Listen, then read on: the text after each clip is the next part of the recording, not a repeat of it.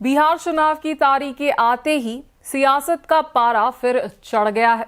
6 और 11 नवंबर को वोटिंग होगी, 14 नवंबर को नतीजे आएंगे और उससे पहले एनडीए ने अपना सीट शेयरिंग फॉर्मूला तय कर दिया है।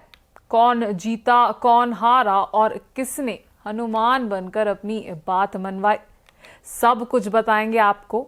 मैं हूं वर्षा वेणुगोपाल और आप देख रहे हैं KTV भारत। और आज हम पूरे आसान जुबान में पूरे एनालिसिस के साथ आपको समझाएंगे बिहार इलेक्शन 2025 की सीट शेयरिंग कहानी। तो अब साफ है, बीजेपी लड़ेगी 101 सीटों पर, जेडीयू भी 101 सीटों पर लड़ेंगी। चिराग पासवान की एलजेपी रामविलास को मिली है 29 सीट, उपेंद्र कुशवाहा की पार्टी को 6 सीट्स और जितिन राम मंझी की हिंदुस्तानी आवाम मोर्चा को भी 6 सीटें मिली है। यानी एनडीए के अंदर अब पूरा इक्वेशन फिक्स है। लेकिन सबसे इंटरेस्टिंग बात यह है कि इस बार बड़े भाई छोटे भाई का खेल खत्म हो गया है।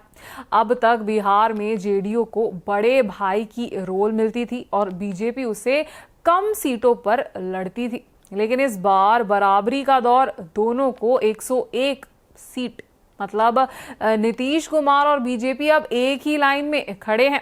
अब बात करते हैं सबसे इंटरेस्टिंग कैरेक्टर चिराग पासवान की। वो शुरू से ही 30 सीटों पर अड़े हुए थे, बोले हमारे एमपी ज्यादा है, हमें भी ज्यादा सीट्स चाहिए। काफी खींचतान चली, नित्यानंद राय तक उनके घर कई बार गए। आखिरकार चिराग मान गए, पर 29 सीट्स पर, यानी 1 सीट कम पर बात उनकी ही मानी गई। कहा जा सकता है चिराग इस बार एनडीए के हनुमान साबित हुए, जिन्होंने अपनी मौजूदगी और ताकत दोनों दिखा दी।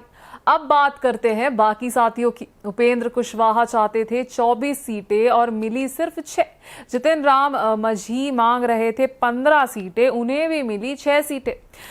पिछली बार से भी कम मिला है इस बार। हालांकि जितिन राम ने कहा लोकसभा में इससे कम मिली थी, तब भी नाराज नहीं हुए थे, अब भी नहीं होंगे। मतलब बाहर से सब कुछ खुश दिख रहे हैं, लेकिन अंदर क्या चल रहा है वो चुनाव के वक्त पता चलेगा। अगर 2020 के चुनाव से कंपेयर करें, तब बीजेपी को मिली थी 110 सीटें, जेडीयू को 115 और जितिन राम को 7 और मुकेश सहानी की वीआईपी पार्टी को 11 सीटें। इस बार ना सहानी एनडीए में है और ना ही बड़े भाई वाली परंपरा बाकी रही है।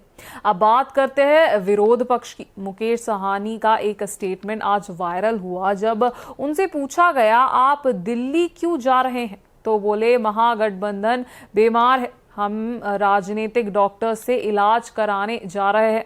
मतलब ऑपोजिशन कैंप में अभी भी कंफ्यूजन है। आप सबकी नजर इस बात पर है कि आरजेडी और कांग्रेस में सीट शेयरिंग कैसे होती है, बराबरी पर या कोई बड़ा भाई बनेगा।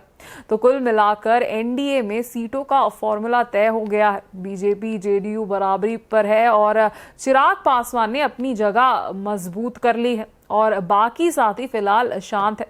अब देखना यह है कि चुनाव प्रचार के दौरान ये एकता कितनी मजबूत रहती है या फिर अंदर की नाराजगियां किसी नए मोड़ को जन्म देती है। आपकी राय, आपकी आवाज कमेंट सेक्शन में हमें जरूर बताइए।